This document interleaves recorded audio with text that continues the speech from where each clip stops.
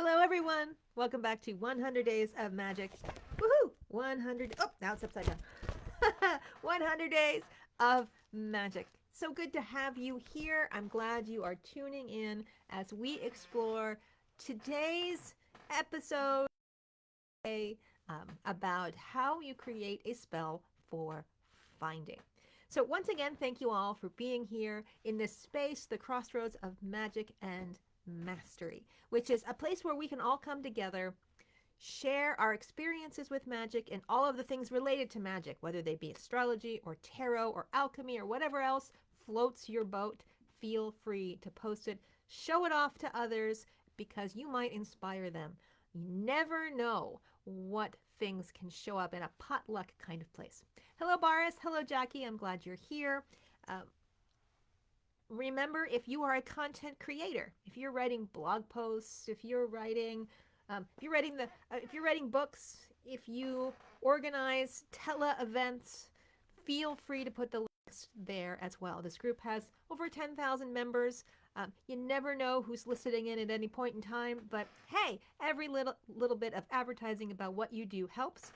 Just don't post things about your private readings because lots of people on the list give private readings. So you're advertising readings to people who are giving readings, which is kind of silly. Also, please don't post, hey, I can cast a spell on you. It will only be $99. And because that kind of stuff, I don't want to be responsible for the results for. So everything else is fine. If you're doing books, videos, put them up. It's all good.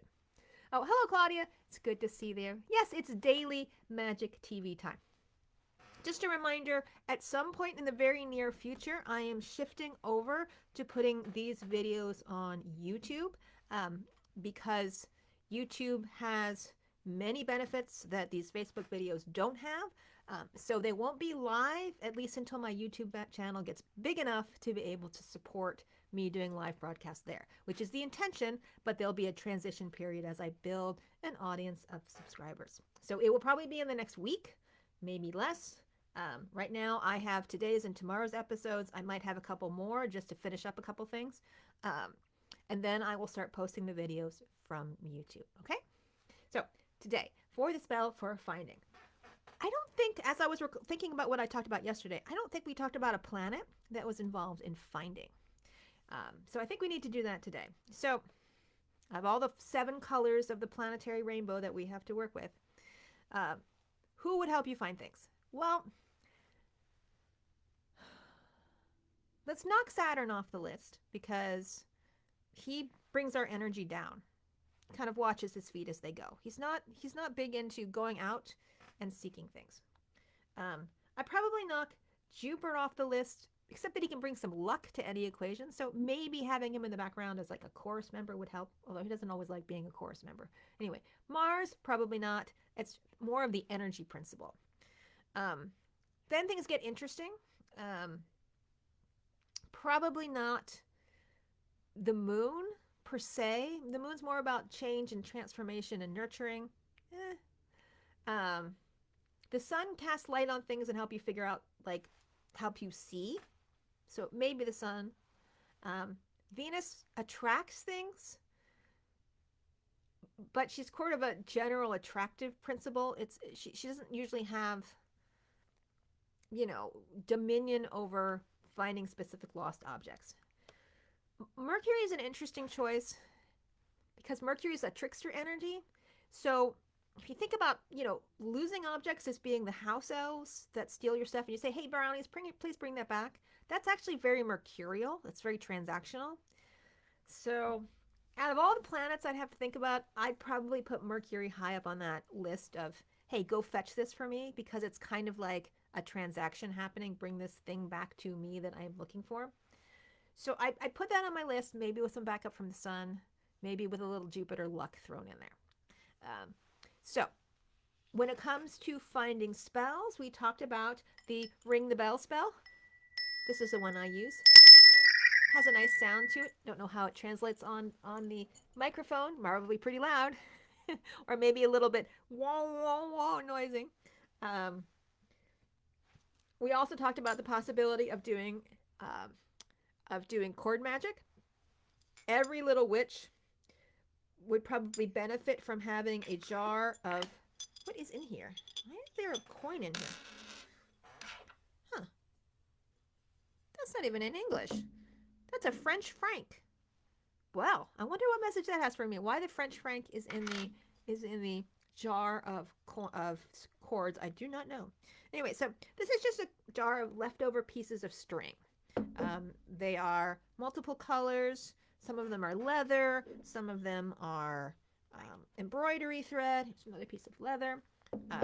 It's useful to have a jar like this when you are doing magic because it gives you options. I mean, there's no reason you can't use little leftover strings for any kind of cord magic. Cord magic traditionally is done around the knots that you tie. And yes, you can get all fancy about the knots if you really wanted to, but it doesn't have to be complicated. It can be as simple as, cords were used for metaphysically capturing the energy of any particular moment. So let's imagine that it's a full moon and you want to add full moon energy to some of the spells that you're doing, except that it's not the full moon when you want to do the spell. So what you do is under the full moon, you go outside, you take a cord, you concentrate on the full moon, and you imagine that light of the full moon entering your cord, and as you do, you tie a little knot. So you're knotting in the magic of the moon. And moon magic usually runs in 3s or 9s, so you just sit there and you continue to do it, and you draw 9 little knots. These are just easy slip knots in your cord. I think I might be able to fit 5 in here. Let me see if I can finish it. So let's imagine I was concentrating on the moon. I was imagining each little knot filling up with moonlight. And, oops. Now the moonlight is on the floor. Hold on. I'm going to get one more in the end of this. All right. 5 is good enough. Usually magic numbers go in odd numbers. So it's 3s, 5s, 7s, and 9s. All right. So here we have 5 knots in our little cord, each one filled with moonlight. And so you can use this one of 2 ways. If this was full moon, I'd probably use a white cord instead of a black cord. If this was a new moon, a black cord would be appropriate. Each one of these knots contains a little bit of moon energy. So people either use it as, they keep this cord in a sacred place as it's now as a talisman for moon energy that you could just wrap around a candle or, wrap around your little, if you're using the spell for doing things, you can wrap it around that and have extra moon energy into the mix. Like back in the days of weather magic, they used to like call in the wind and tie the wind into knots.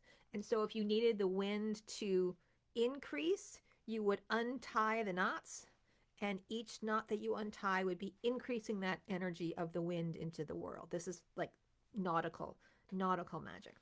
This is why it's usually good not to tie them so tightly that you can't untie them in case you need to loose the energy that you have captured. So why am I telling you all this? Well, because we said we would use cord magic as an example, and this sounds like a good time to do it.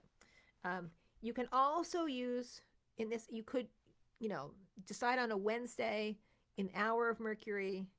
If the Mercury happened to be rising, you could make a cord with a lot of Mercury energy, and you could use it in a spell like this. That's one way to use your cord magic. The other way in a spell of finding is to have your cord and have representations of the object you want to find and you. So you could say the object I want to find is, I don't know, how about this? My favorite pen. Let's just imagine this is my favorite pen. So if I don't have my favorite pen, I could either write on a piece of paper my favorite pen, or I could use a pen as a stand-in, just some other pen, and I could wrap one end of the cord around said pen, tie it up. I must have had like amber or something in this jar at some point in time because all these ropes smell amazing. Obviously that doesn't translate well, but all right. So you tie the cord around one end, and the other end a representation of yourself. So a picture of you or something that you love, and tie them together. And part of the spell is I want the object to come back to me. So they are tied together and they know how to find me. So it's like it's a pulling together spell. You can also accompany this by imagining in your mind what your favorite object looks like, throwing a lasso around that favorite object, and having it pulled back toward you. Usually your solar plexus is an act of will, a stand-in for will, but even pulling it back to your hand. Okay?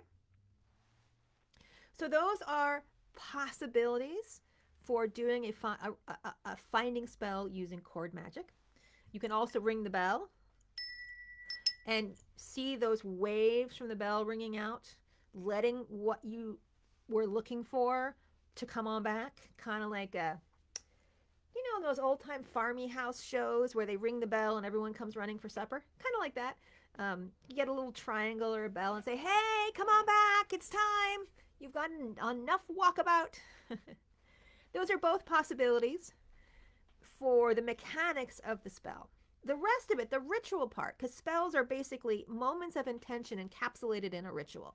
The ritual spells are the same. You sit down, you come to your quiet place, you ground yourself, feel connected to the earth, you connect up to the heavens, feel yourself wrapped in your spirit body, and relax into that slightly altered state of awareness where your subconscious is a little more open to making change in the world. That's how you get to the fun stuff.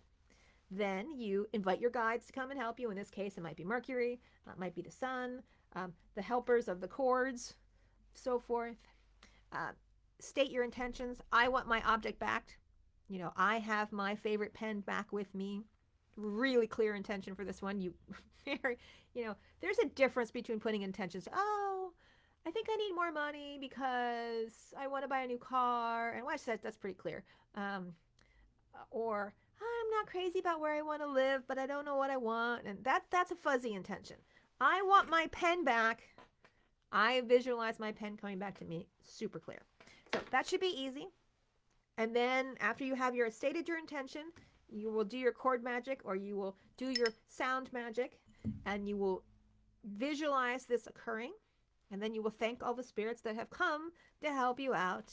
And you will leave your relaxed state, and you will go on about your merry way. Spells aren't that complicated. All those fancy books, I spent hundreds of dollars of them over the course of the last 30 years or so. They're nice. They'll give you inspiration, but they're all the same. They might have fancy words. They might teach you how to chant different things, and they can give you ideas.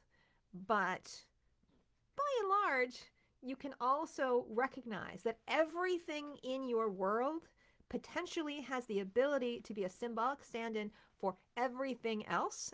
If you understand that, just think in terms of there are 7 categories. Everything fits into one of these 7 categories. How can I use this to imitate the action that I want to accomplish in the world?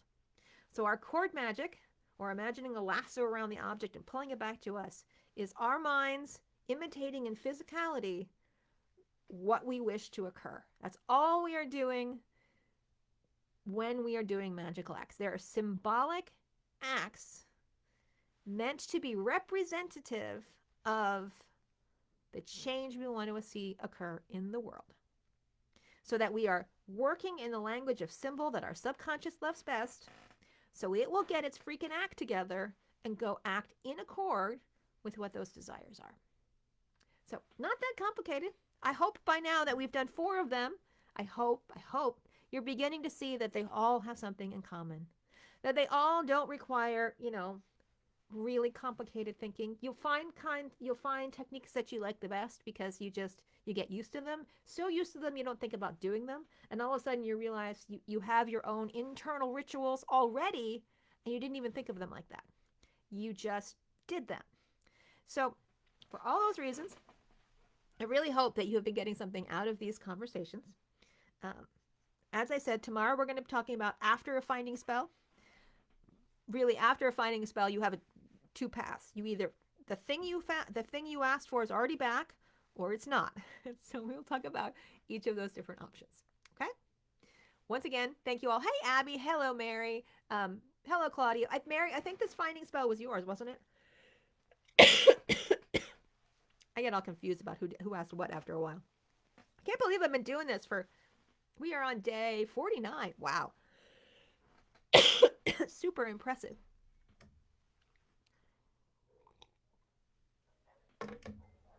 All right, my dog's gonna go crazy. I gotta go. I'll talk to you later. See you all tomorrow.